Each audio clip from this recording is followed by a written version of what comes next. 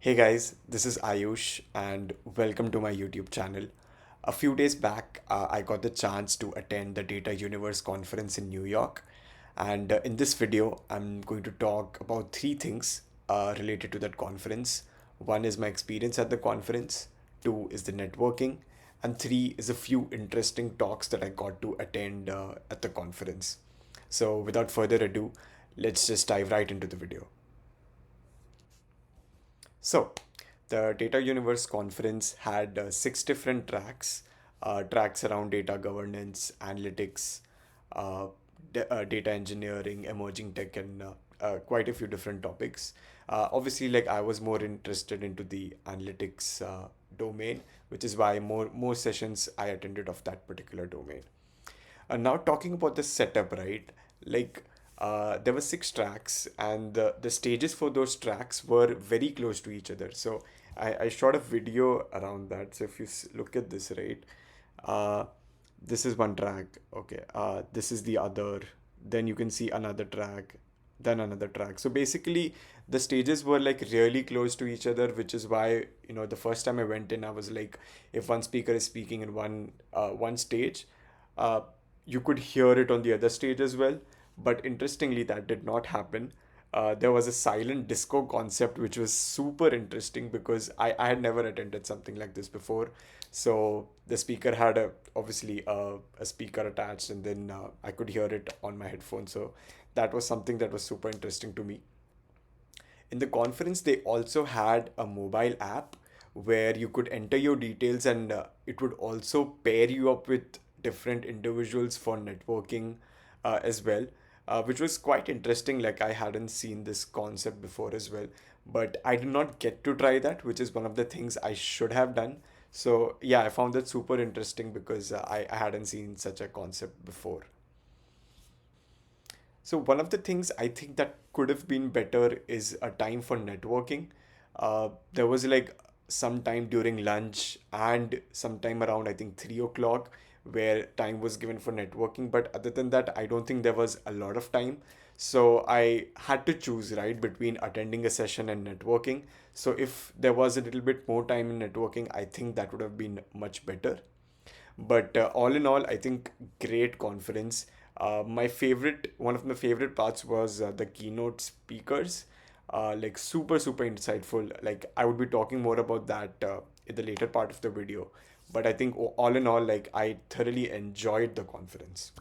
Now coming to the networking. So one super funny incident happened with me. So basically, before each conference I have attended, I just need a little bit of time to get through the jitters, approaching somebody new and just striking up a conversation. So, I did that. I went to the conference. I took a little bit of time. I approached that first person, and guess what? Uh, that person worked at Chase as well. And I was thinking like, so much. I did so much. I went to New York, and to get all this exposure, and I go to the conference, and the first person I meet is a fellow employee at Chase. So that was like the funniest part of the conference. But yeah, other than that, like when I talk about networking, there are three things. Like one, I got to meet completely new people, of course. I met somebody who did an undergrad in criminal law and is now working in data. I met somebody who had his own startup. I met people who were in all these different fields and trying to get into data. So that was very interesting to see. Secondly, I got to, of course, meet the speakers, which was really great because I had a few questions that I wanted to ask, and directly interacting with the speakers right after the session helps a lot because you can ask questions and you can learn from them directly.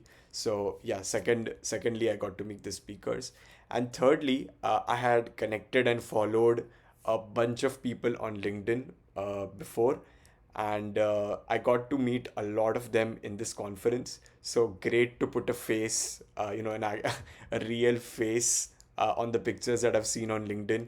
Uh, a lot of people in that category, so that was amazing to see.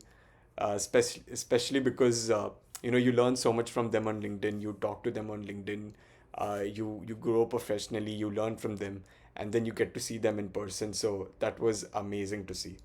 So in this category, right, like I have three special people to thank.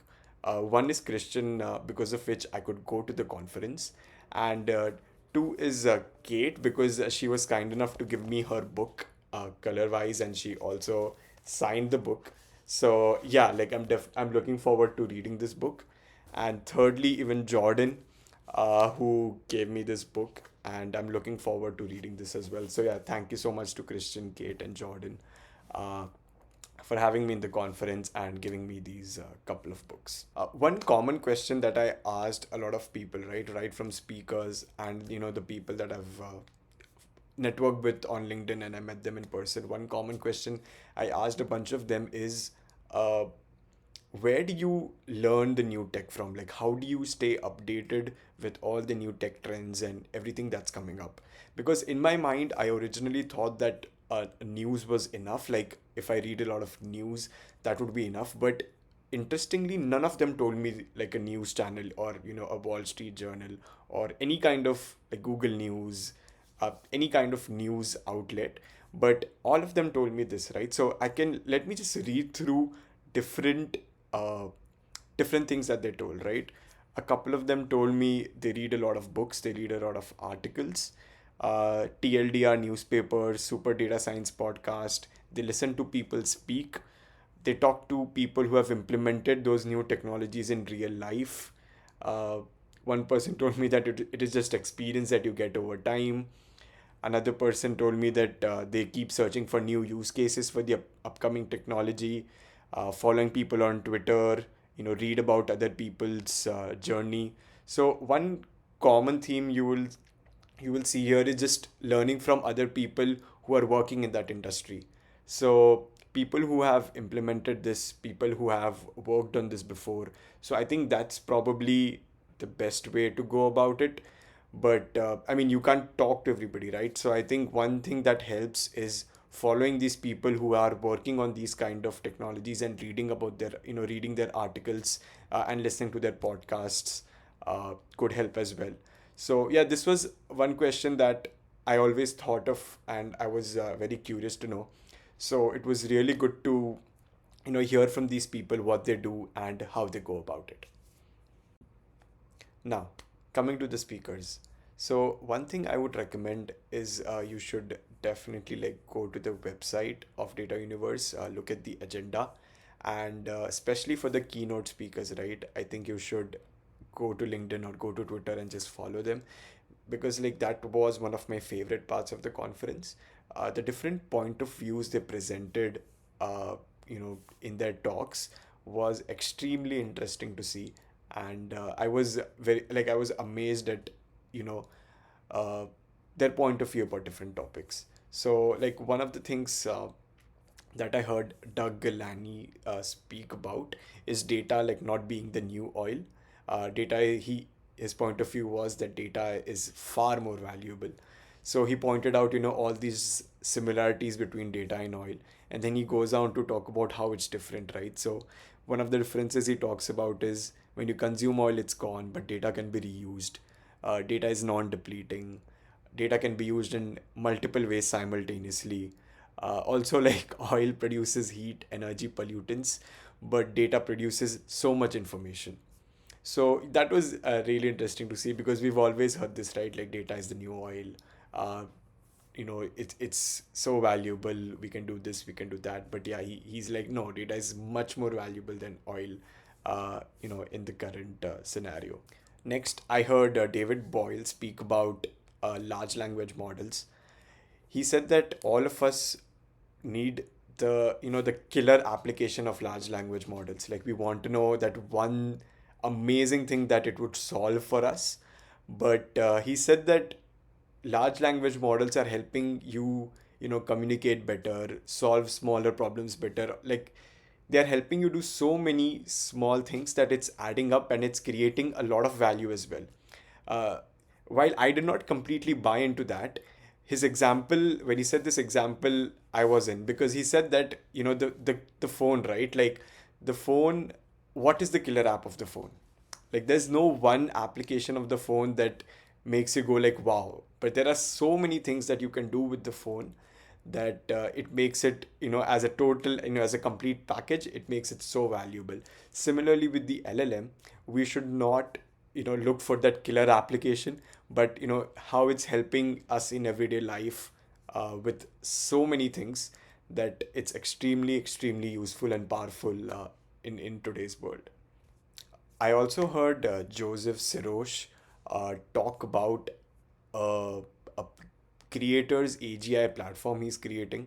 So he talks about how LLMs are trained on all the data that a number of creators have made, and there's no way to compensate them for all the work that they have put in, because in the end the model is only as good as its data on the back end. So all the data has been made on creators who have created so much of unique work, information and all of that.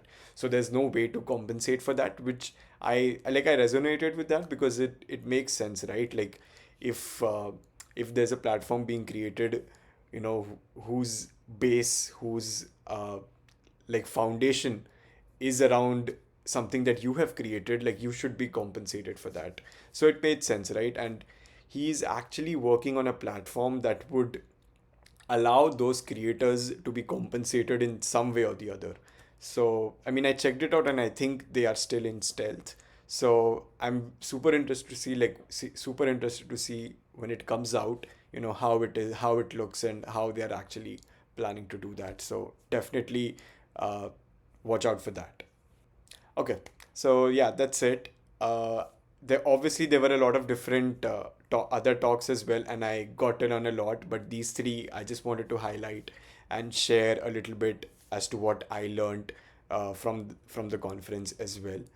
Just wanted to say a big thanks to the Data Universe conference. The speakers, the attendees, which made it such a wonderful experience for me. So yeah, a big thank you. I'm also looking forward to attending next year. I think they already released the dates for that, so definitely looking forward to attending the conference next year as well. And yeah, big thank you to you for watching the video. If you have any feedback for me, please leave it in the comment section. I would definitely love to read the feedback and try to get better in this new platform that I'm trying to work on. So thank you.